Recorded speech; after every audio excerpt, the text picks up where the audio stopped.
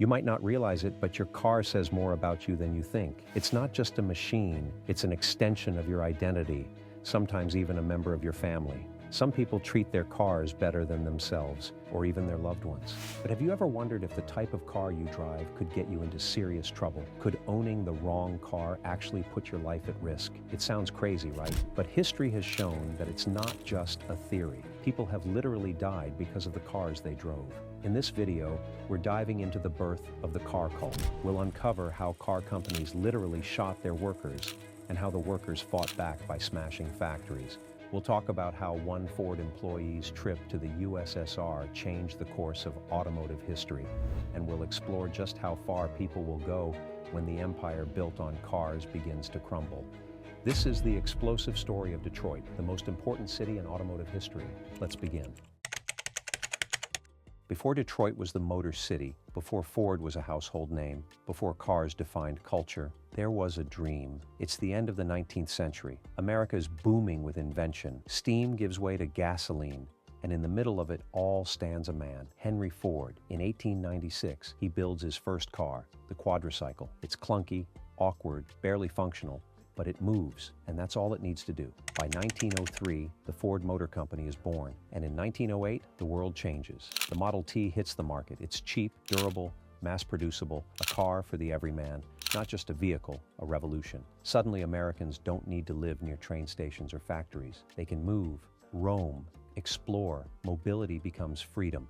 And Ford wants to build them fast, so he invents something just as revolutionary, the assembly line, a system where workers do one thing over and over, faster and faster. Production skyrockets, so do profits. Detroit explodes with growth. Tens of thousands of workers pour in. Immigrants, Southerners, dreamers. The city transforms into a mechanical giant, a place where you can arrive with nothing and leave with a car, a paycheck, and a future. But under all that promise, something dark is brewing. And that's where our real story begins. There are cities where something in the air makes you want to dream. There are cities that make you want to build, and then there are cities that demand you fight. Detroit was all three. From the very beginning, Detroit was about survival. A city that grew not from luxury or beauty, but from fire, pressure, and steel. Here, metal was king. From steelworks and railroads to massive automobile factories, everything in Detroit screamed, "We build things." And it wasn't just any things, it was cars. Detroit wasn't just a city, it was the capital of the car planet. Henry Ford's dream took root here. General Motors and Chrysler followed. By the 1930s, the big three controlled more wealth and influence than some countries. Cars weren't just transportation, they were identity, politics, economics, everything. If the car industry caught a cold, the whole nation got pneumonia. This wasn't a coincidence. It was a system built around speed, efficiency, and total domination of the market. Assembly lines, mass production, unions, sabotage, riots, racism, integration, war. Detroit wasn't just building machines, it was building modern America. But here's the thing, the people building that dream, they were suffering. The factories paid wages, yes, but they also broke backs, poisoned lungs, and drained souls. Tens of thousands of people clocked in every morning at plants like River Rouge, a factory so massive it had its own railway, steel mill, and hospital. But inside, endless noise, heat, toxic air, and managers who treated you like a bolt in the machine. And if you complained, you got fired, or worse. Detroit was never just a car city. It was a battlefield dressed in chrome.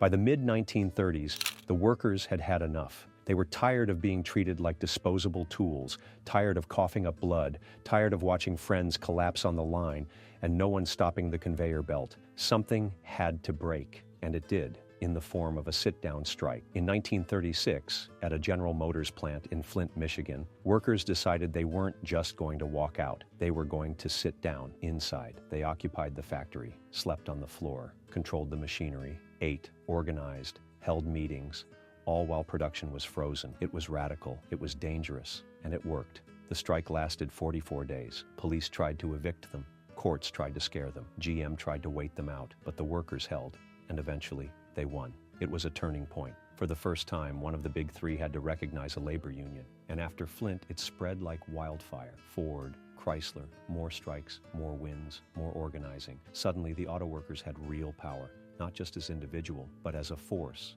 But that power came with enemies. Henry Ford hated unions with a personal vengeance. He hired thugs and spies. He used violence. He tried to crush the movement before it could grow, but it was too late. The workers had tasted victory, and they weren't going back. Detroit would never be the same again. The 1940s brought war, and with it, transformation. Detroit stopped making cars and then started making tanks, planes, and weapons. They called it the arsenal of democracy. Women flooded the factories. So did Black Americans from the South, escaping Jim Crow. It was supposed to be a patriotic effort, but tensions exploded. The factories were overcrowded, the working conditions even worse, and racism ran deep. In 1943, the city caught fire. Literally, a small fight between a white man and a black man escalated into full-scale chaos. People were pulled from streetcars and beaten. Stores looted. Buildings burned. The National Guard was called in. By the time it ended, 34 people were dead. 25 of them were black. The city was never the same. After the war, Detroit looked like a winner. The factories were booming again. The suburbs were growing. But under the surface, resentment and inequality kept simmering, and just a few decades later, everything would blow up again. The 1950s and 60s brought prosperity, but only for some. White families moved to the suburbs.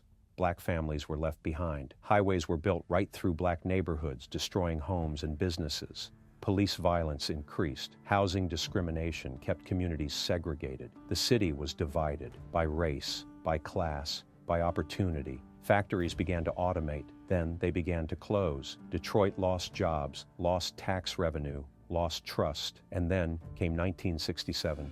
A police raid on an unlicensed bar turned into 5 days of rioting. Thousands of buildings were burned. Tanks rolled through the streets. The National Guard returned. 43 people dead, hundreds injured, thousands arrested. It was one of the worst urban uprisings in American history. The exodus accelerated. Businesses fled. White families fled. Investment dried up. Detroit was bleeding out. The city that once built the future was now being abandoned by it, and the fall was far from over. By the 1980s, Detroit was a shadow of its former self. Boarded up factories, burned out houses, empty streets. What was once the epicenter of American progress had become its cautionary tale. Crime skyrocketed, poverty deepened. The name Detroit became synonymous with failure, with abandonment, with fear. But it wasn't just about jobs or buildings, it was about identity. What happens when a city built entirely around one industry loses it? What happens to the people, to their pride, their culture? Some left, some stayed, some refused to give up. But the scars were everywhere. Whole neighborhoods became ghost towns. Schools closed, public services collapsed. The American dream, which once rolled off Detroit's assembly lines, was now rusting in its own birthplace. And yet, even in the ashes, something survived. A sense of rebellion, of creativity, of reinvention. Artists moved in. Entrepreneurs started small. Urban farms grew between ruins. Detroit didn't die, it transformed. But the transformation was messy, painful, and incomplete. And as we look at the city today, we see both the wreckage and the roots of something new. The dream of the automobile shaped the modern world, and Detroit was its beating heart. Maybe one day it will be again.